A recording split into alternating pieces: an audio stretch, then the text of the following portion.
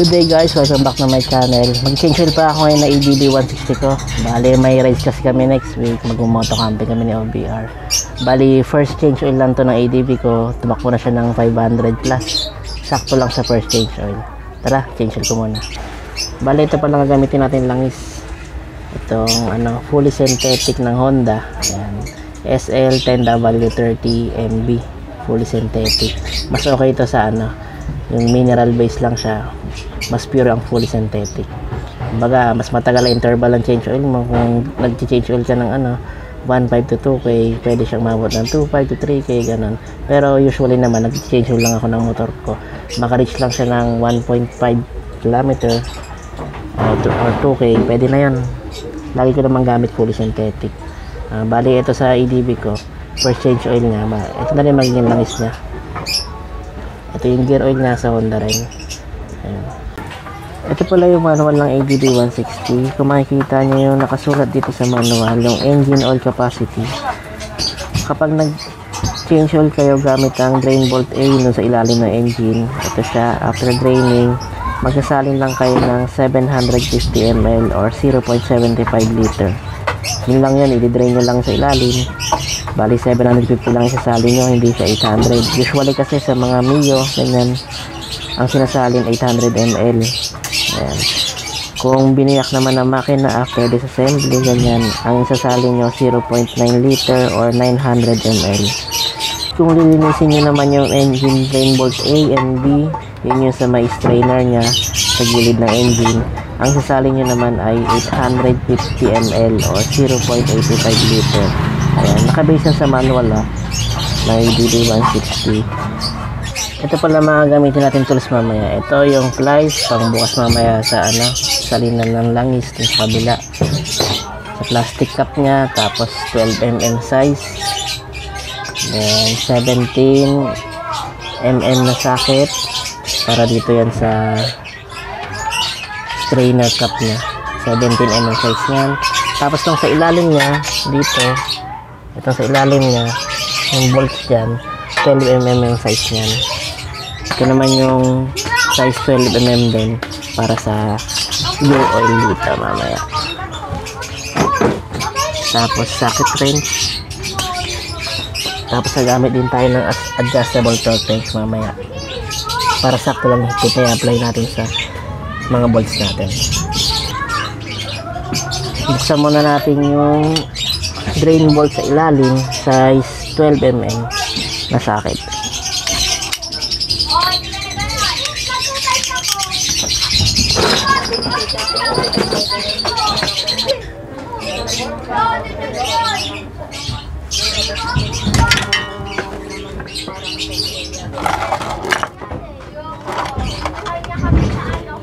Kapag nabuksan nyo na yung bolt dito sa ilalim, ayan, naglagay kayo ng karton dito, lalo na kung meron kayong skid plate. Pagka kasi tatagasin lang siya rito, ilalim gagapang dito. Kung maaaring kumalat, kung wala kayong pangsalo ng langis na malapad-lapad, ay sa akin kasi ganito lang sa lalagyanan ng ice cream. Tanggalin ko muna yung bolt sa ilalim.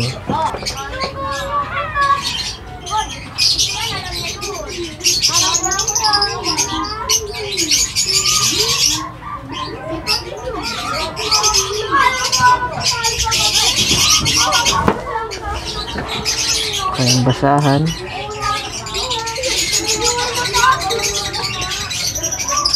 Kaya muna natin ma-drain ng ito.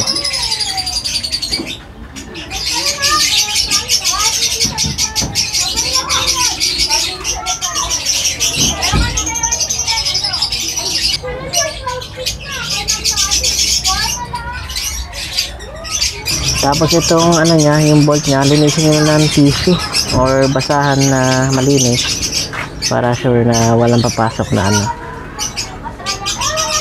madumi, buhangin dun sa sa engine niya sa ilalim.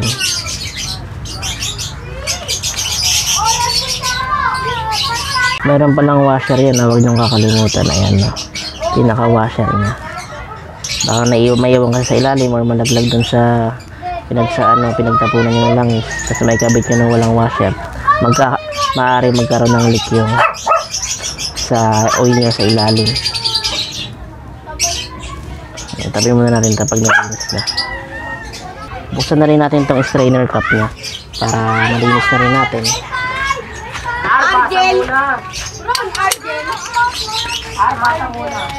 Size 17mm pala to. Gamit kayo ng socket wrench nyo. Tapos dahan-dahan lang.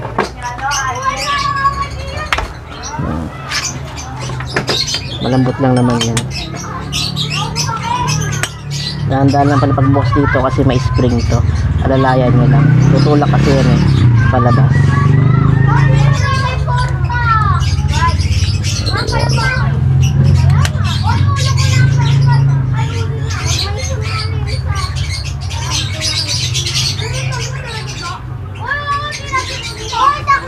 Pag first change oil, makakita kayo kadalasan ng ganito. Ayan, napakadumi. Meron siya mga debris na mga bakal na maninipis. Kaya mas maganda talagang i-drain mo siya pag first change oil kasama yung strainer cup sa gilid para matanggal yung mga debris na yan. Balilinisin lang din natin yan gamit lang ng tissue. Kahit din nyo gamitan ng ano yan, mga panlinis na ano. Mano-mano lang, okay na yan. Linisin ko muna.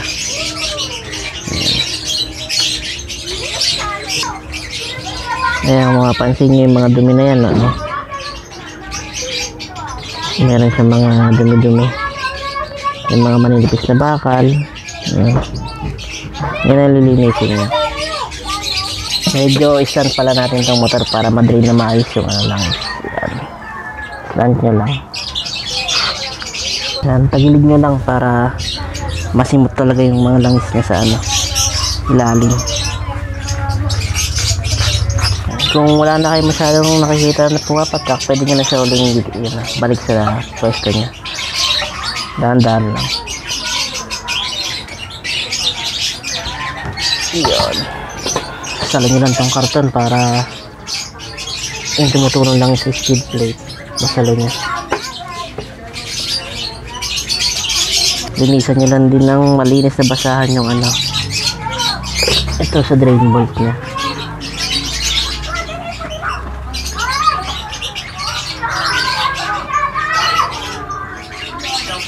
Ito pala yung strainer nya. Ayan, nalinis ko na rin siya. Pinunas-punasan ko lang. Ayan, makikita nyo malinis na siya. Hindi na tulad yung kanina na sobrang dumi niya. Ayan na siya ngayon. Malinis na. Punasan nyo lang, okay na yan. Ganyan. Tapos ang orientation niya, ito yung cup. Patong itong spring. Meron naman siyang guide eh. Oh. Patong. Tapos itong strainer niya, pasok na sa loob ng spring. Ayan. Tapos dahan-dahan lang ulit ibalik sa ano. Tapos punasan nyo rin yung gilid niya. Ayan, meron kasi siyang o-ring.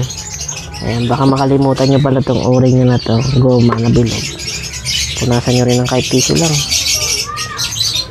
Ayan, dito kasi siya nakalagay sa oil cup niya. Diyan nakalagay yung o-ring niya. Ayan, tapos patong natin itong ano. Ganyan lang guide niya. Ayan.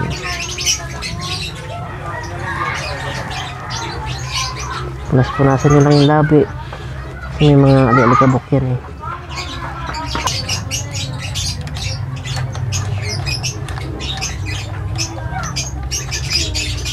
Ayan. Namaya natin siya kargaan ng corrector. Lock lang muna natin. Tapos yung ilalim, punasan din natin.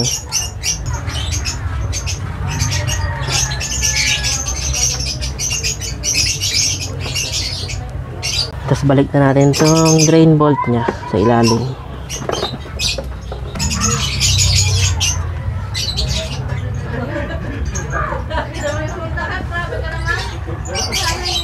Tabi nyo lang to para mamaya sa ano to, sa gear oil. Gagamitan pala natin siya ng ito, Flytech na adjustable torque wrench, click type, para yung higpit na ma-apply natin sa bolt nya sa ilalim sa dito sa may bandang gilid nya.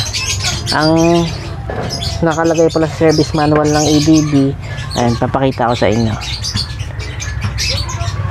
Ayan, makikita nyo 24 Newton meter itong ilalim, tapos itong gilid nya 20 Newton meter. Unahin natin itong sa ilalim, apply natin siya ng 24 Newton meter. So 24 Newton meter na na-apply ko, bali lagay na natin sa ilalim para tama ito. Gamit tayo ng 12mm Tapos yung socket adapter niya 1/4 to 1/2. Ayan, tapos lagyan na rin.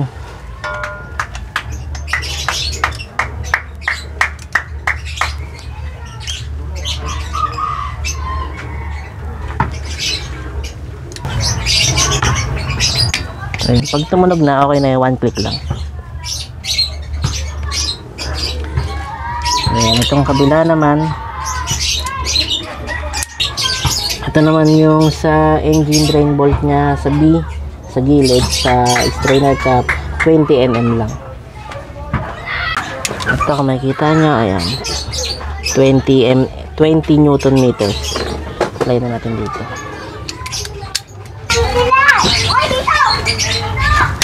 Ayan, pag tumunog na, 1 click lang, okay na yan.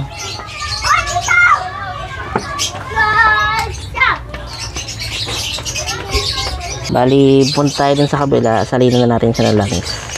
Ito pala, tanggalin natin tong plastic rito. Bali, gamit na lang kayo ng ano, itong basahan, lagyan nyo ng ganito, tapos splice para mapihit nyo. Hindi magasgasan yung ano, plastic cap nya.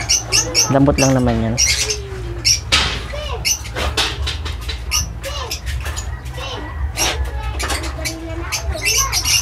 Haba nya. Ito siya guys, haba nya. Punasan lang natin para malinis na siya. Punasan nyo na rin pala yung butas ng ano rito sa salina natin para maalis yung ano. Gamit pala kayo ng ganito, yung pwedeng embudo. Ito nabili ko lang sa Shopee ng halagang 27 pesos ata yun, or 28. Mura lang to, pinaka embudo nya. Pang change oil talaga siya. Pasok na sa butas. 1 liter pala to. Ayan, nakikita nyo, 1 liter siya. Magtitira tayo ng 150 ml. Ayan, dito lang sa kalahati nito para saktong 850 ml lang yung malalagay natin.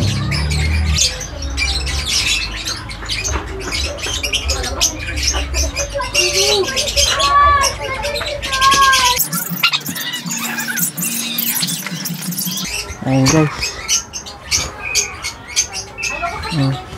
ito guys, sakto na yan. 850 ml na yung nalagay natin. Ayan, hindi lang mapantay pero 850 ml na yan.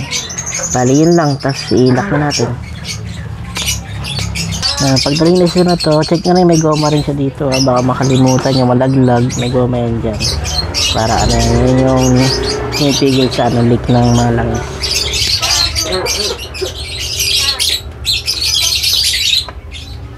Tapos ganun lang ulit, lagyan nyo ng basahan, lagyan slice nyo para ano, hindi magasgasan yung ano.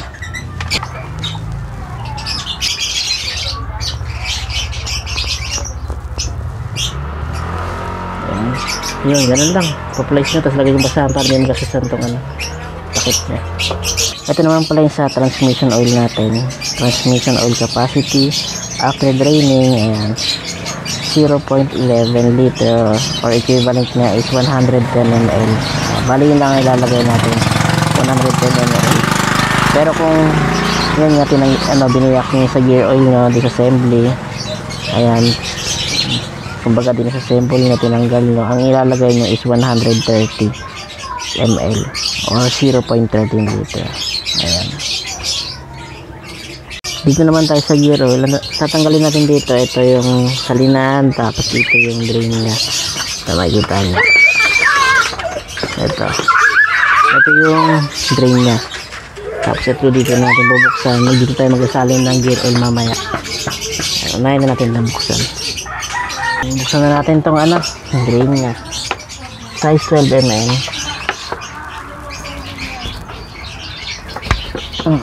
Paangat lang siya, medyo maigpit. Nice sa gulong.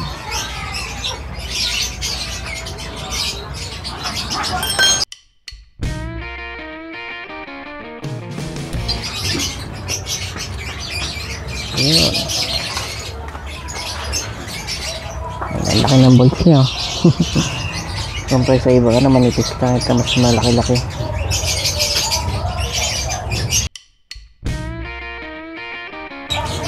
Ayan pala yung ano niya, yung copper na ano, na washer. Huwag nyo kakalimutan yan lagi,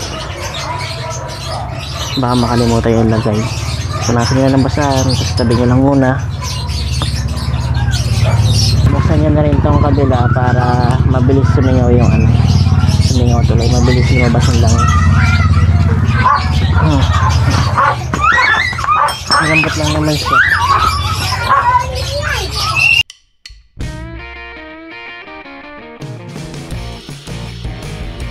Ito maliit-liit lang siya compare sa isa. Ito pala yung gear oil na gagamitin natin.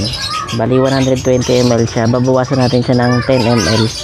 110 ml lang yung nakalagay dito na require sa EDB 160 natin. Gamit kayo ng ito, syringe 10 ml. Ayan. Ayan. Kung makikita nyo yan, 10 ml na bawas ko na. Hilig niya pala yung motor para ano, lumabas pa yung ibang nasa ano,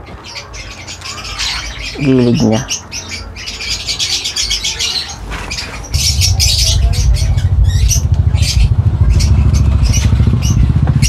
Kung wala na kayo nakikita ang tumutulo, pwede na ano yan, pwede natin takpan.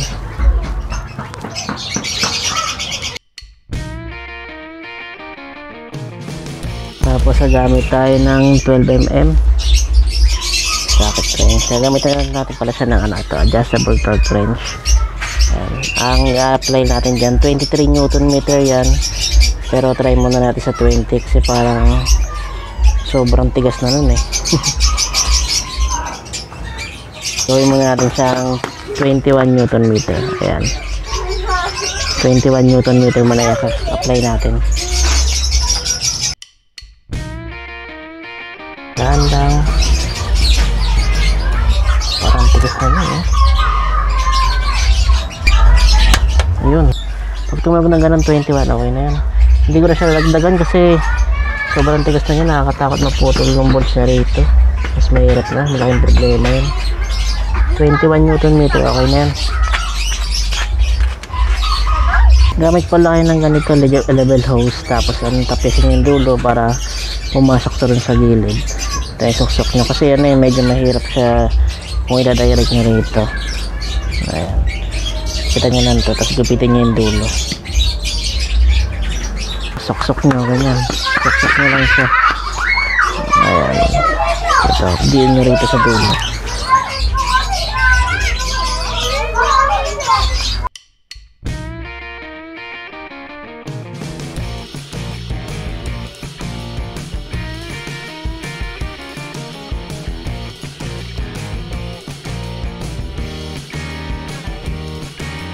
After nyong malagyan, punas-punasan nyo lang yung mga nag-leak sa kanya.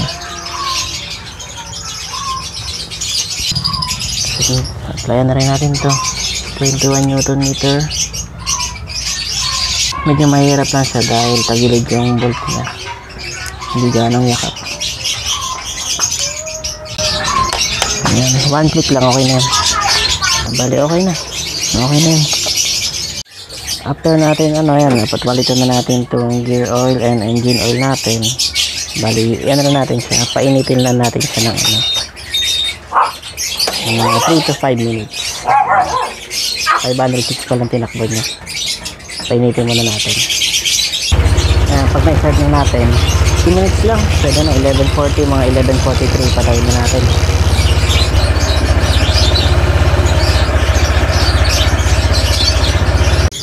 Ayan, bali mga tol, nakita nyo na kung paano mag-change oil and change gear oil sa EDB 160. Bali pagka wala lang ka-idea kung gaano karami ilalagay nyo langis o gear oil, lagi lang kayo mag-base sa manual ng ADB. Doon din ako nag-base para basa-basa lang din, para may idea tayo lagi sa unit natin. Bali yun lang mga tol, right shift lagi sa inyo.